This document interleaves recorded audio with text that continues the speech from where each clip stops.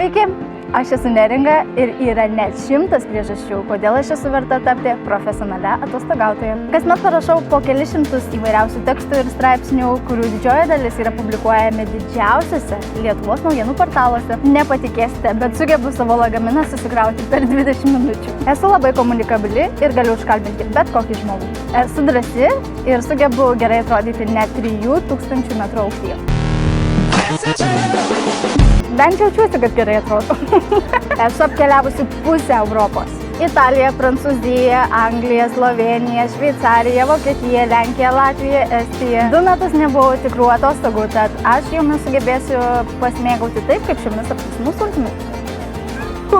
Mėgstu vairuoti ir esu pasiryžusi pasiekti netolimiausią kurorto viešbutį. Esu studijavusi ne tik komunikaciją, bet ir lietuvių filologiją, todėl rašau be klaidų. Žinau pačius geriausius rakursus, kaip pasidaryti tobulą asmenukę.